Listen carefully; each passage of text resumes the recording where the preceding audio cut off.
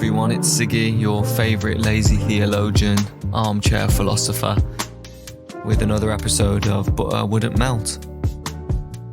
I was meditating recently and getting absolutely nowhere with it.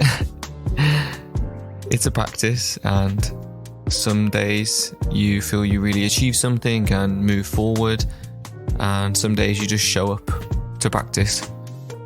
This was one of those days, and I was having a really hard time focusing and catching my breath and staying present.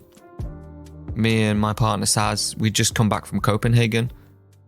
It was a really lovely trip, and we had a good time. We ate a lot of smorgasbord, whatever they're called, the open top sandwiches, some small beers. We did some yoga classes while we were there. It was really nice. And on a particularly grey, rainy day, we went to this place called the Glyptotek Museum.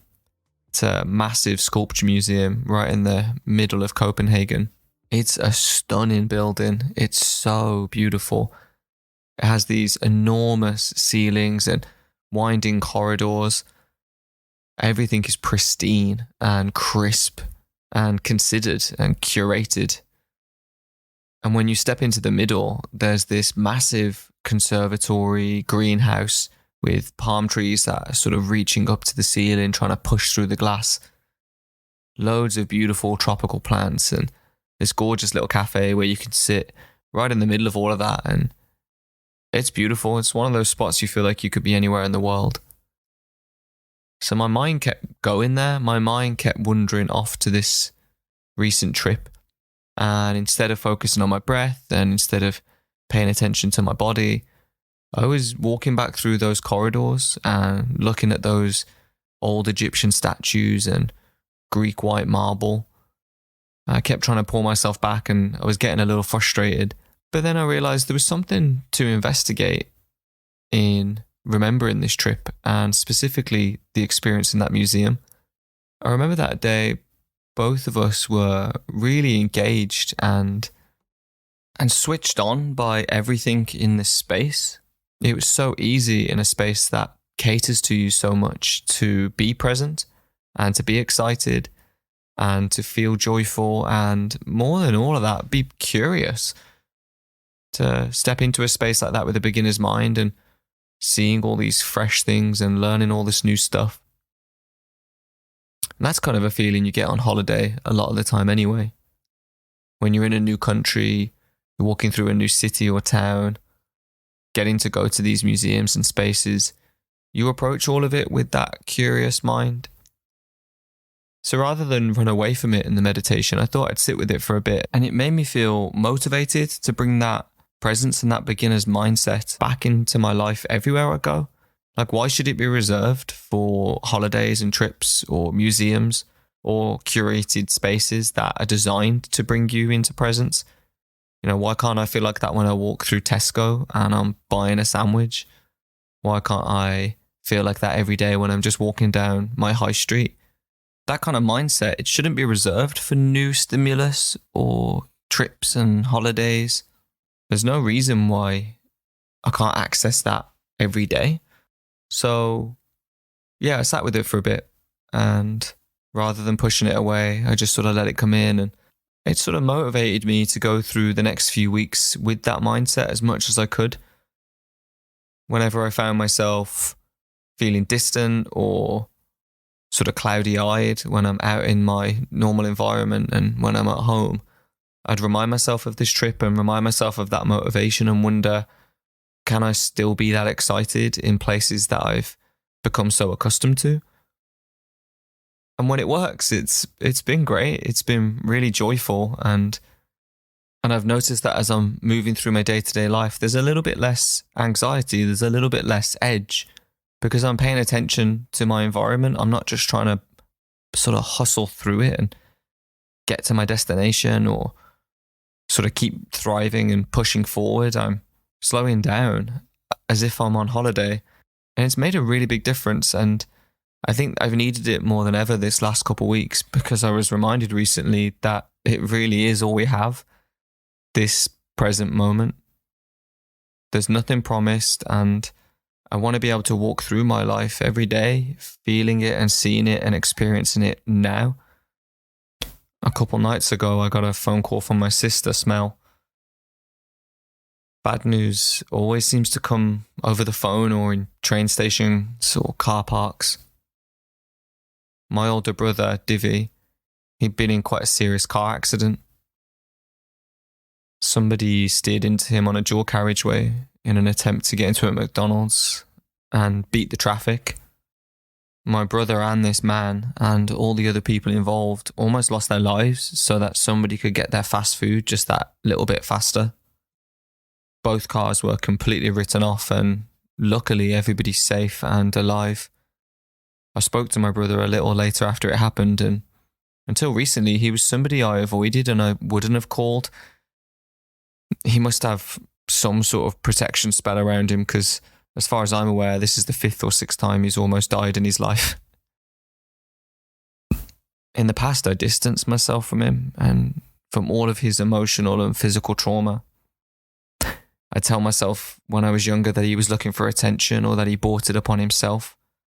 But all of this was just to protect myself from loving him. I think I was always afraid that he'd end up in jail or dead, just like Dad. So it was easier to just distance myself from him and judge him and other him and fear him and be righteous towards him than let him in my heart. But thankfully, he is now. And he is loved and he's needed and he's important to so many people. And in the turning of a car wheel, his life almost ended.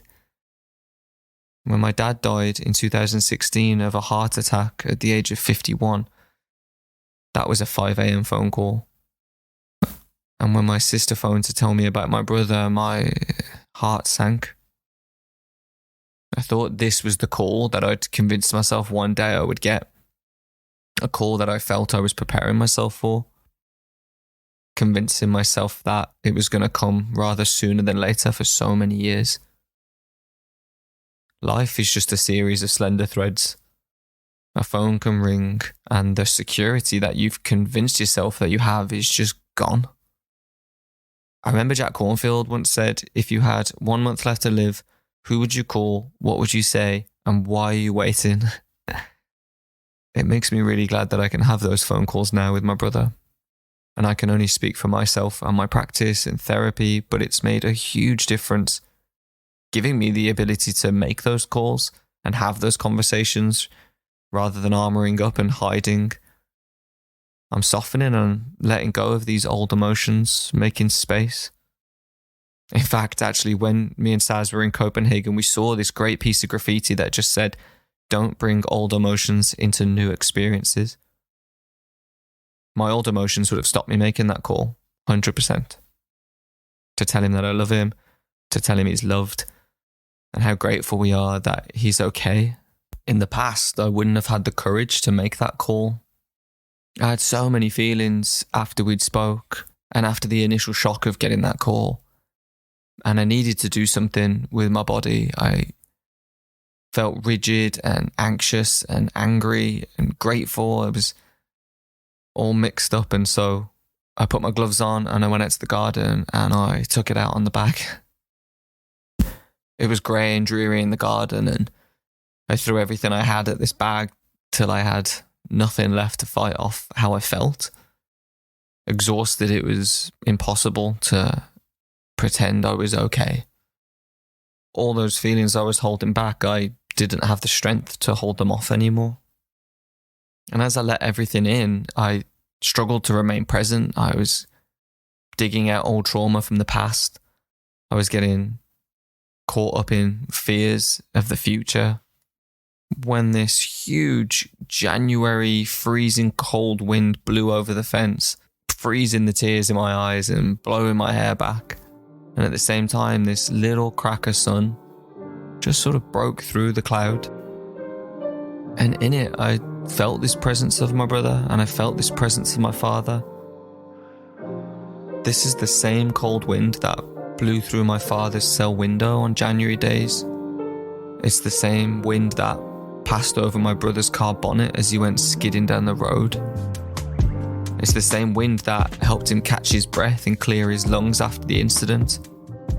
It was that kind of cold wind you can't ignore. It forces you back into the present. And that's where I'm gonna keep practicing to stay, so that I have the courage to make those kind of phone calls and confront those feelings and feel the forgiveness and the joy and the love for the people in my life that are here, the people in my life that are no longer here. It's a practice.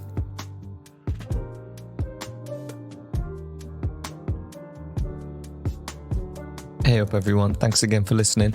This was a sort of mini episode I'd recorded when I was finding my feet with the podcast. I didn't really want to release it as a standalone episode because it was a little bit shorter than what I'm hoping to put out in the future. So I thought I'd just include it as a little bonus thought. I hope everyone's doing good.